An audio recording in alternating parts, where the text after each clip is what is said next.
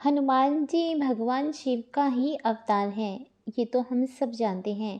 परंतु बहुत से लोग ये नहीं जानते कि भगवान भोलेनाथ और हनुमान जी के बीच भी एक भयंकर युद्ध हुआ था। आज इसी के बारे में हम आपको जानकारी देंगे।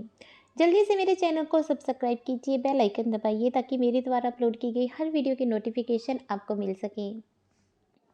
पद्म पुराण के पाताल खंड के वर्णन में ये देखने को मिलता है कि भगवान शिव और हनुमान जी के बीच भयंकर युद्ध हुआ था।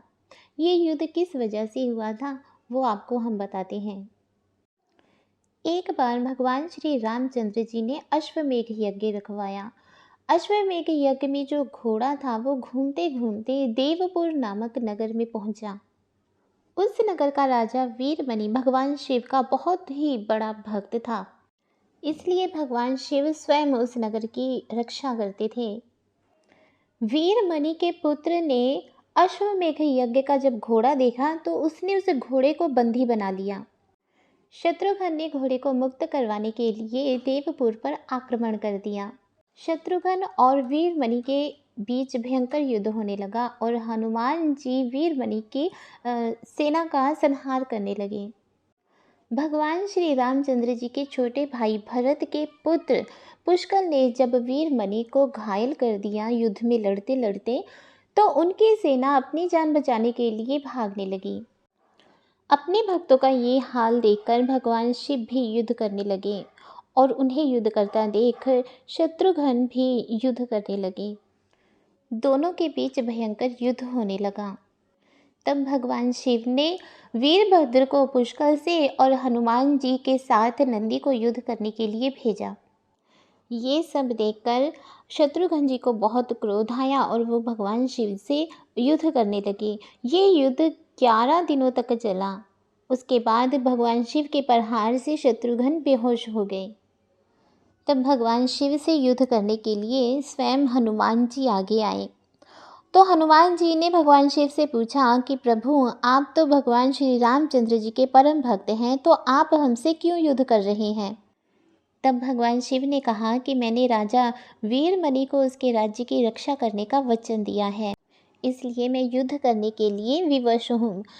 भगवान भोलेनाथ और वीर हनुमान जी के बीच फिर भयंकर युद्ध होने लगा। हनुमान जी की बहादुरी देखकर भगवान शिव ने उनसे वरदान मांगने को कहा। तब हनुमान जी ने भगवान शिव से कहा कि पुष्कर युद्ध में मारे गए हैं और शत्रुघ्न बेहोश हैं। मैं द्रोणगिरी पर्वत पर संजीवनी बूटी लेने जा रहा हूँ, तब तक आप इन दोनों के शरीर की रक्षा कीजिए।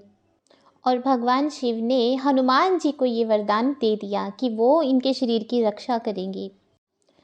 हनुमान जी ने द्रोणगिरी पर्वत से संजीवनी लाकर शत्रुघ्न को होश में लाए और पुष्कर को उन्होंने पुनः जीवित किया। तब भगवान भोलेनाथ और शत्रुघ्न में फिर से भयंकर युद्ध होने लगा। जब शत्रुघ्न भगवान शिव से जीत नहीं पा रहे थे, तब हनुमान जी ने शत्रुघ्न को भगवान श्री रामचंद्र जी को याद करने के लिए कहा। शत्रुघ्न ने जब भगवान श्री रामचंद्र जी को याद किया, प्रभु उसी समय युद्ध भूमि में प्रकट हो गए। भगवान श्री रामचंद्र जी को युद्ध भूमि में आया देखकर भगवान शिव भगवान श्री रामचंद्र जी की शरण में चले गए और वीरमणि को भी भगवान श्री रामचंद्र जी की शरण में जाने के लिए कहा।